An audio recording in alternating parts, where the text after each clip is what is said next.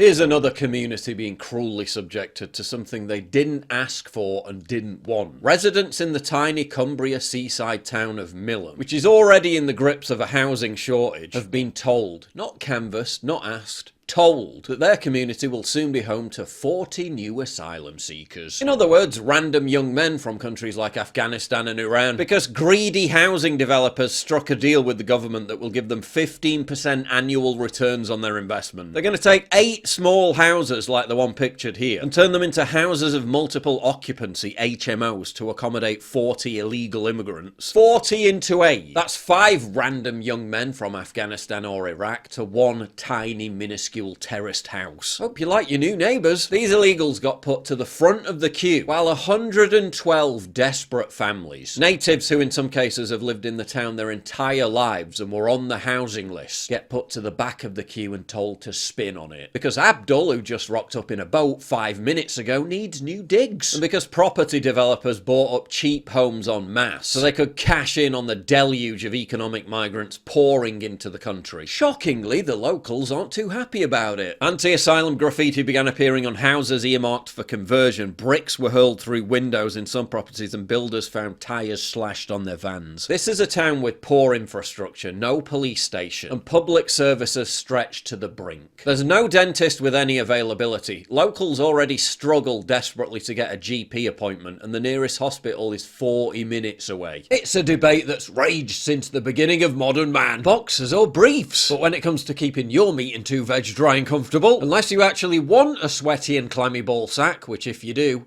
bit weird, sheath underwear has settled the debate for good. This is what I'm talking about right here. Invented by a US Army veteran who came up with the idea during his second tour of Iraq, sheath uses a modern ergonomic design intended to prevent skin-on-skin contact for long durations, which can build up heat and sweat. What you get is the most exquisite blend of quality fabrics to ensure less chafing, less readjusting, and to be brutally honest, less pong. It's hot, it's hectic, and it can get complicated down there. That's why sheath has 2, count them, 2 individual compartments to keep everything cool, calm and collected, providing you with long-lasting comfort and moisture prevention even in the most extreme circumstances. Scientifically engineered and carefully crafted, Sheath's isolation pouch technology is going to keep your boys safely secured in their barracks. I mean, why wouldn't you want to treat your crown jewels like royalty? And for the colder months, they've introduced some great new winter gear to keep you and the boys nice and cozy all winter long. Sheath also has super fast shipping, and your order will arrive in just a few days. Check out all the great reviews on their website for official proof. And get this, Sheath Underwear is now the exclusive partner of the UFC. Well, if it's good enough for them, it's probably something you're going to want to get on board with. Use code MODERNITY at checkout or go to sheathunderwear.com/modernity for 20% off. Click the link in the description down below to take advantage of that massive discount. Town Mayor Simone Faulkner said this only came to light because people started talking to the contractors working on the houses, and it was them that warned people that asylum seekers would be living there. We've heard nothing from the companies with contracts to house asylum seekers. That has all happened without any kind of consultation. They were never asked. And now they're frantically trying to prevent their town from being culturally enriched. This is a process that's being replicated all over the country, where at current rates of immigration, we're going to have to build 10 new cities the size of Birmingham by 2040 just to accommodate them all. Meanwhile, towns and high streets are being hollowed out. The only things thriving are vape shops and dodgy Turkish barbers, which are often fronts for criminal people smugglers bringing in these illegals in the first place, and why the anger. More information is now emerging about the horrors inflicted on girls in Rochdale by diverse grooming gangs. Victims who were ignored by police and local authorities, who, like in Rotherham and countless other places, brushed it all under the carpet and covered it up because they were more concerned about